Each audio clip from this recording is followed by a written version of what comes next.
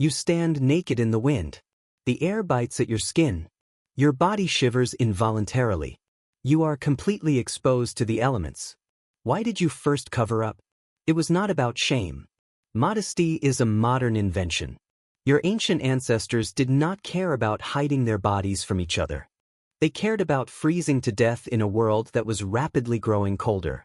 The environment was shifting dramatically beneath their feet. How did your species survive this sudden plunge into the ice? For hundreds of thousands of years, you did not need a single scrap of clothing. Your body was perfectly adapted to the sweltering heat of the African savanna. You had lost most of your thick body hair to allow sweat to evaporate quickly.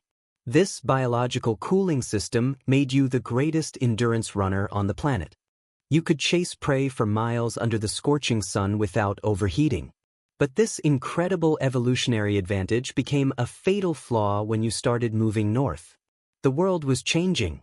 The climate was entering a period of severe instability. The Pleistocene epoch brought massive glaciers and biting winds. The world transformed into a frozen wasteland. Food became incredibly scarce. You had to follow the herds of massive beasts across the ice. You walked for miles across frozen plains. The ground was hard and unforgiving beneath your bare feet. Why did you keep walking into the freezing unknown? You were following your hunger. You were following your instinct to survive against impossible odds. The cold began to seep into your bones. Your internal furnace struggled to keep up with the dropping temperatures. Dr. Ian Gilligan at the University of Sydney studies this exact transition. He focuses on human thermal adaptation and the origins of clothing in prehistoric societies. Thermal adaptation simply means how your body adjusts to extreme temperatures to keep your internal organs functioning. He notes that while other animals grew thicker fur to survive the cold, your biological evolution could not keep pace. Evolution is a slow process. It takes thousands of generations for physical traits to change. The climate was dropping too fast for your body to grow a thick coat of hair. Your naked skin was losing heat faster than your metabolism could generate it. The physics of heat loss were completely against you. The freezing winds stripped away the thin layer of warm air surrounding your skin. Your blood vessels constricted to keep warm blood near your vital organs. Your extremities began to turn numb. Frostbite became a constant, terrifying threat. Did you realize that your intelligence was the only thing standing between you and extinction? You could not wait for evolution to save you. You had to use your brain to engineer a solution. You could not grow fur, so you had to steal it.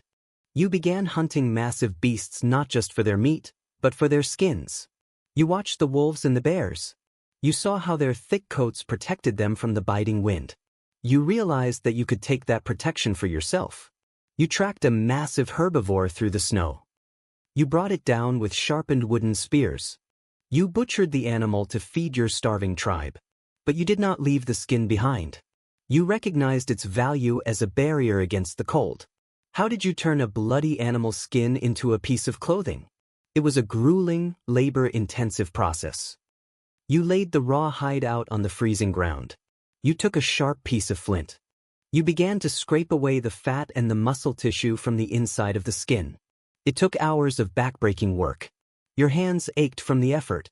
If you left any fat on the hide, it would rot and become useless. You had to scrape it perfectly clean. Then you had to soften it. You chewed the tough leather with your own teeth. You pounded it with heavy rocks. You rubbed animal brains into the hide to break down the tough fibers. You draped the heavy, raw hide over your shoulders. It was heavy. It smelled terrible. It was stiff and uncomfortable. But it trapped your body heat. It created a physical barrier between your naked skin and the freezing wind. This was not fashion. This was a desperate, crude barrier against the lethal frost. You wore the skin of another animal just to stay alive for one more night. Tracing the exact moment you started wearing these hides is incredibly difficult. Animal skins rot away entirely over thousands of years. Leather breaks down in the damp earth. The elements destroy organic matter without leaving a trace. Stones remain, but clothing turns to dust in the dirt. Archaeologists can find the stone scrapers you used to clean the hides. But they cannot find the hides themselves. The physical evidence of your first garments vanished long ago. So how do scientists know when you first got dressed? How can we date the origin of clothing without the clothes? They do not look at your clothes. They look at your parasites.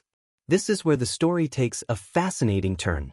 Dr. Mark Stoneking at the Max Planck Institute for Evolutionary Anthropology unlocked this mystery. He did not look at ancient bones or stone tools. He studied lice. He analyzed the DNA of head lice and body lice. He wanted to see when they separated into two distinct species. DNA is the genetic blueprint inside every living thing. It tells scientists how different creatures are related over time. Head lice live exclusively in human hair. They have claws designed to grip cylindrical hair shafts. They cannot survive on bare skin. Body lice are entirely different. Body lice require woven fibers and clothing to survive. They live in the seams of your garments. They lay their eggs in the fabric. They only move to your skin to feed. Without clothing, body lice cannot exist. They are an evolutionary byproduct of human fashion. When did these two parasites split apart? When did the body louse evolve from the head louse? Scientists use something called a genetic clock. DNA mutates at a relatively predictable rate over time. By comparing the DNA of the head louse and the body louse, scientists can count the mutations. They can calculate exactly how long ago the two species shared a common ancestor. The genetic clock points to roughly 170,000 years ago. This is a monumental discovery. It provides a biological timestamp for the invention of clothing. This date perfectly aligns with the second to last major ice age. The world was experiencing a severe and prolonged period of glaciation. Your ancestors were pushed to the absolute brink by the freezing climate. The temperatures plummeted across the globe. You started wearing clothing not as a choice, but as an absolute biological necessity. You had to adapt or die. You became the only creature on Earth that had to manufacture its own exterior shell. But simple draped skins were not enough. As the climate continued to worsen, the limitations of draped hides became obvious. The wind would whip under the loose edges. The freezing air would steal your precious body heat. A loose skin could not keep you warm during a raging blizzard. You needed something better. You needed something that moved with your body. You needed a way to seal out the cold completely. How did you solve this lethal problem of drafts? You had to invent tailoring. Let us recreate a day in your life during the Upper Paleolithic period. You sit near the opening of a limestone cave. The snow falls heavily outside, piling up in massive drifts. The wind howls fiercely, but you are protected behind a small fire. You hold a sharp bone needle in your calloused hands. This is a revolutionary piece of technology. You crafted it carefully by grinding a sliver of animal bone against a rough stone. You drilled a tiny eye at one end. This simple tool changed the course of human history. You are piercing holes into a dried animal hide. You have spent days preparing this specific skin. It is soft and pliable. You push animal sinew through the holes. You are binding the pieces together with precise stitches. You are matching the shapes of the leather to the shape of your limbs. You are creating sleeves and leggings. You are no longer just draping skins over your back. You are tailoring garments to fit the precise contours of your body. You are creating a sealed envelope of warmth. Why does a tight fit matter so much? A tailored garment traps a microclimate of warm air directly against your skin. It prevents the freezing wind from sweeping away your body heat. It holds the warmth generated by your metabolism exactly where you need it. You are engineering a wearable shelter. You carry your environment with you wherever you go. This technological leap allowed you to conquer the harshest environments on the planet. You were no longer restricted by your biology. With tailored clothing, you could cross frozen land bridges. You could migrate into regions that would have killed your naked ancestors in minutes. You could inhabit the frozen tundras of the north. You survived the deep freeze because you learned how to sew. You learned how to manipulate the skins of other animals to compensate for your own physical weaknesses. But as the centuries pass, the climate shifts once again. The ice age begins to recede. The massive glaciers slowly melt away. The frozen tundras turn into lush forests and grassy plains. The world warms up again. The urgent, life-threatening need for heavy fur coats vanishes. You no longer need thick, tailored hides to avoid freezing to death. You could survive perfectly well naked in this new, warmer world. Yet you do not take the clothes off. You keep wearing garments even when the cold is gone. Why did you keep wearing them when the danger had passed? You begin to change what the clothes mean. They stop being just about survival. They start becoming something else entirely. You discover a cave in the Caucasus Mountains known as Dzudzwana Cave. This site holds a remarkable secret about human evolution. Inside this ancient cave, archaeologists found wild flax fibers. These fibers date back 30,000 years. Flax is a tall plant with strong stems. It has no nutritional value. You did not gather it to eat. You gathered the flax to twist it into durable threads. You were inventing textiles. You were moving beyond dead animal skins and creating fabrics from plants. But the most astonishing part is not the weaving. It is the color. These ancient flax fibers were not left in their natural state. They were dyed vibrant colors. Archaeologists found fibers dyed pink, black, and turquoise. You extracted these colors from natural plant roots and minerals. You boiled the fibers in these pigments. You were spending massive amounts of time and energy coloring your garments. Why would you spend so much time making a pink thread? It provided no extra warmth. It offered no extra protection from the elements. A dyed thread is functionally identical to a plain thread. What were you trying to communicate? You were changing the purpose of clothing. Clothing became a second skin that spoke for you. It transformed from a survival tool into a complex social language. You used dyed fibers and shells to show your status within the tribe. You decorated your clothes to show who you were. You used specific animal skins to signal your skills as a hunter. You used patterns and colors to differentiate your tribe from the neighboring tribe. You used clothing to tell strangers who you were before you even opened your mouth to speak. This is the exact moment clothing became fashion.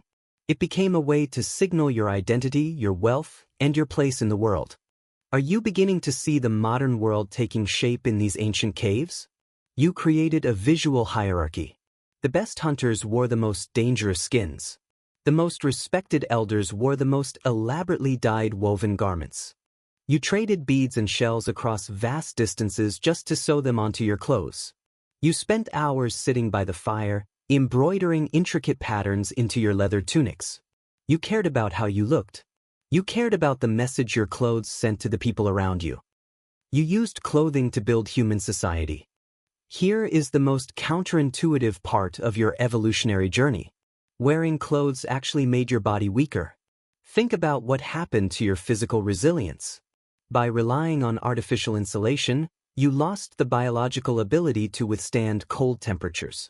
You outsourced your temperature regulation to dead animal skins and woven plants. Your internal furnace stopped working as hard because the fabric did the work for you. Your biology adapted to the constant presence of clothing. If you were stripped naked and placed in the cold today, you would suffer immensely.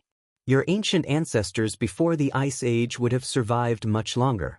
You became permanently dependent on an external technology just to exist comfortably on your own planet. You trapped yourself inside your own invention. You cannot survive without the artificial shell you created. You altered your own evolutionary path by deciding to wear the skin of a wolf. Look down at the fabric touching your skin right now. Feel the texture of the threads. Notice the colors and the cut. You are wearing a descendant of those very first animal hides. Your modern clothes are woven in massive, deafening factories instead of sewn with bone needles in a quiet, dark cave. They are made of synthetic polymers instead of wild flax and animal sinew. But they serve the exact same psychological purpose. They are your armor against the outside world. They protect you from the elements. But more importantly, they protect you from the judgment of your peers.